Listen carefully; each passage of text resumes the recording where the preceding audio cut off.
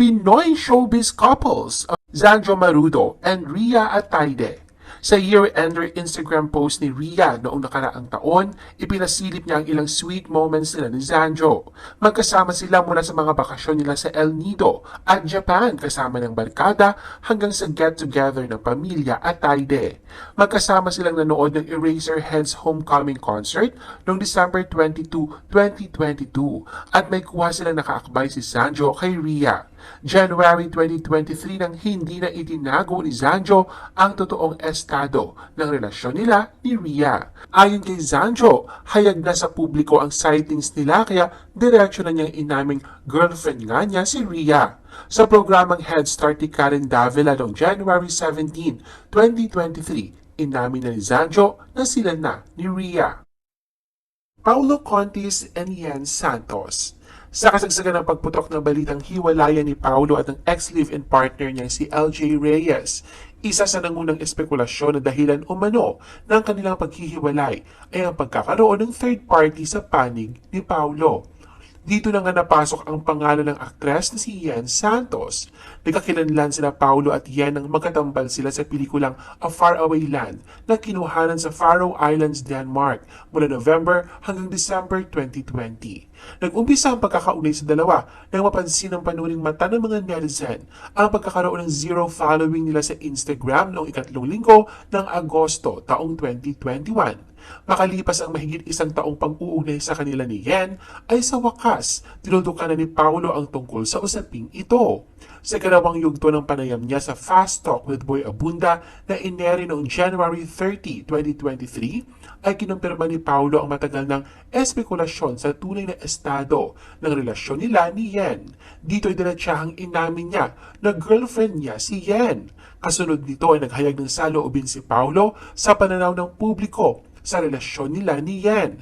Anya, alam nila ang katotohanang naroon ang mga panghuhusga ng ibang tao tungkol sa kanila. Hindi naman daw nila pwedeng ipilit ni Yen na maging masaya ang mga tao para sa kanila at ipilit na paniwalaan ang gusto ng mga itong paniwalaan. Alger Abrenica and AJ Raval. Noong huling bahagi ng September 2021, unang napansin ng netizens ang espesyal na ugnayan ni AJ at Alger matapos isiwalat sa publiko ng controversial social media personality na si Sian Gaza ang tungkol sa umano'y pasabog niya tungkol sa Viva Sexy Actress. Sinisisi ng netizens si AJ sa hiwalayang Alger at Kylie Padilla, ngunit mariin niya pinabulaanan na siya ang third party sa hiwalayan ng dating mag-asawa. Noong February 14, 2022, namataan silang magkasama sa isang event na ginanap sa isang resort sa Tanawan, Leyte. Ilang araw lang ang nakalipas ay inulan ng batiko si AJ nang mag-post siya ng beach video nila ni Alger at ni-like yun ni Kylie. Hanggang sa mapapalitang nagdadalang tao umano si AJ at ang itinuturong ama ay si Alger. Mariin itong itinanggi ni AJ. At kasabay ng selebrasyon ng Araw ng Mga Puso noong February 14, 2023, tuluyan ang kinumpirma ni AJ at Alger ang kanilang relasyon sa pamamagitan ng magkahiwalay na sweet Instagram posts. Sa kanilang pag-amin ay muli silang binatikos pero mismong si Kylie ang dumepensa kay AJ na hindi ito ang third party sa breakup nila ni Alger noon. Rabia Mateo and Jeric Gonzalez. Kung may mga bagong pag-iibigan, mayroon namang nagkabalikan ngayong 2023. Matatanda ang noong December 2021, unang pumutok ang usap-usapan na may namamagitan sa beauty queen actress na si Rabia Mateo at sa kapuso heartthrob na si Jeric Gonzalez nang kumalat sa social media ang ilang mga larawan nilang magkasama sa isang amusement park sa Laguna at namataan rin silang nagpunta sa isang beach. Nagkatrabaho si Rabia at Jeric sa isang episode ng Wish Ko Lang noong November 2021 at mukhang yun ang nagbukas ng pinto para mapalapit ang dalawa sa isa't isa. At makalipas ng ilang buwan noong March 16, 2022, nang sa wakas ay isa ng publiko ni Rabia at Jeric ang kanilang relasyon. Ngunit makalipas lamang ang ilang buwan ay napabalita ang hiwalayan nilang dalawa matapos i-unfollow ng mag-asintahan ang isa't isa sa Instagram na isang batayan sa estado ng relasyon ng showbiz couples. February 2023 nang ikinumpirma naman ni Jeric na nagkabalikan na sila ni Rabia. Ito ang kanyang inihayag sa kanyang Instagram post. Carlo Aquino and Charlie Dizon. Nitong January 2023 nang inamin ni Carlo na nasa dating stage na sila ni Charlie Dizon. Sinabi naman ni Carlo na totoong kinikilala niya si Charlie ng higit sa pagiging kaibigan at co-star sa pelikulang Love on a Budget. Isang taon ng single si Carlo at aminado siyang masaya ang puso at isip niya sa pagpasok ng taong 2023. Sa kabila nito ay hindi kaila na umaanin ng batiko si Carlo dahil sa mga isyong may kinalaman sa kanyang personal na buhay. Isa na rito ang kritisismo sa balitang nagkakahulugan sila ng loob ni Charlie at ang hiwalay na balita tungkol sa maaanghang na patama sa kanya ng dating partner na si Trina Candaza.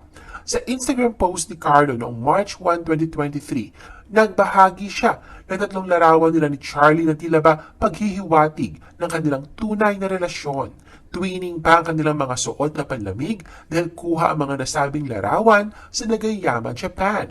Maiksing caption ng kapamilya actor, Love and Laugh Abundantly. Clea Pineda and Catrice Kirolf. Sa March 20, 2023 episode ng Fast Talk with Boy Abunda ng GMA7 ay kinagulat ng mga nakapanood ang paglabas ng social media influencer, entrepreneur at motovlogger na si Catrice Kirolf nang ipakilala siyang girlfriend ng ultimate female survivor ng Starstruck 6 na si Clea Pineda.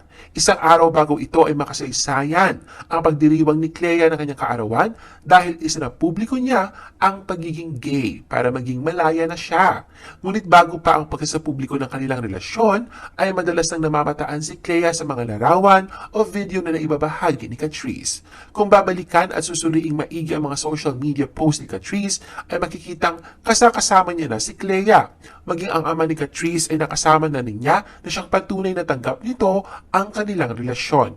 Hindi naman nakapagtataka kung paano silang nagkapalagayan ng loob dahil tulad ni Catrice ay mahilig din sa big bike si Clea at nagbabiyahe gamit ang motorsiklo. Isa nga ito sa ginagawa nilang bonding. Ngunit dahil sa inaakalang magkaibigan lamang ang dalawa, ay hindi ito nabibigyan ng ibang kahulugan noon. Joshua Garcia and Bella Rosales. Kung may mga nakumpirmang relasyon ngayong 2023, meron namang hindi pa daw nakukumpirma, ay nagkahiwalay na daw. Ito nga ang love story nila Joshua Garcia at Bella Rosales. Sa dinami-dami ng babaeng iniugnay kay Joshua nito mga lumipas na buwan, isang pangalan ang bukod tanging hindi nawala sa listahan na magpahanggang ngayon ay patuloy na pinag-uusapan. Ito ay walang iba kundi ang digital content creator, fashion enthusiast, lifestyle blogger at Batangueña beauty na si Bella Rosales. Matatandaan na nagsimula ang espekulasyon tungkol sa espesyal na relasyon ni Joshua at Bella nang mamataan silang magkasama sa isang party sa BGC noong buwan ng Agosto 2022. Kasunod nga nito ang ilang mga kaganapan sa kanilang mga social media accounts na hayagan ang kanilang pag-reflex sa isa't isa. Ngunit nitong mga nakaraang linggo ay may itanong kay Joshua tungkol sa kanyang kaibigang babae na hindi na sinusubaybayan ang social media accounts ng aktor. Walang binanggit na pangalan ang mga kausap ni Joshua pero malinaw na ang social media influencer na si Bella Rosales na napapabalitang girlfriend niya ang personalidad na tinutukoy. Ayon kay Joshua, nakita niya ang balitang nag-unfollow sa kanyang Instagram account ang hindi pinangalan ng babae pero hindi na siya masyadong nagsalita tungkol dito. James Reid and Issa Pressman. Matatandaan na noong 2020 naging maingay at pinagpiyastahan ng husto sa social media ang pangalan ni Issa Pressman kung saan siya ang pinagbintangan ng ilang netizens na third party di umano sa breakup ni James Reid at Nadine Lustre. Dahil din sa walang basihang impormasyon laban kina James at Issa ay kusa na rin namatay ang naturang issue. Makalipas ang mahigit 2 taong pagkakahimlay ng issue ay muli naman itong nabuhay. Mainit na pinagpiyastahan sa social media at inulan ng mababatikos ang tila pagkukumpirma ni James sa relasyon nila ni Issa. Maraming netizens ang nakapansin na parang may kakaiba sa mga binahagi nilang sweet moments na kuha mula sa nagdaang Harry Styles Love on Tour concert. Isa nga sa nakapukaw ng atensyon ay ang ibinahagi ni Issa na holding hands pose nila ni James sa kanilang mirror selfie at ibinida din nila ang kuhang larawan nila sa bawat isa mula sa concert venue. Kasunod nga nito ay agad na naglabas ng pahayag si James kung saan ay mukhang inamin na niya na may namamagitan niya sa kanila ni Issa. Sa kanyang mensahe, nilinaw niyang chismis lang ang pag-uugnay sa kanila noon ni Issa. Ngunit sa pagkakataong ito, tila nahulog na talaga ang loob nila sa isa't isa. Ayon pa kay James, kinailangan na niyang magsalita dahil panimula raw ito ng something beautiful sa buhay niya. Hindi raw niya hahayaan ang sino man na agawin ito sa kanya. Ang kailangan lamang daw malaman ng kanyang mga tagahanga mula sa kanya ay wala siyang kasing saya ngayon. J.M. de Guzman and Donalyn Bartolome. Una nagsama sa isang vlog ang aktor na si J.M. de Guzman at ang social media goddess na si Donalyn Bartolome sa Extreme Handcuff Amin. At may hindi pa nga inamin ay hiwalay na. Sila ang mga showbiz couples ngayong 2023. The Philippine Showbiz List presents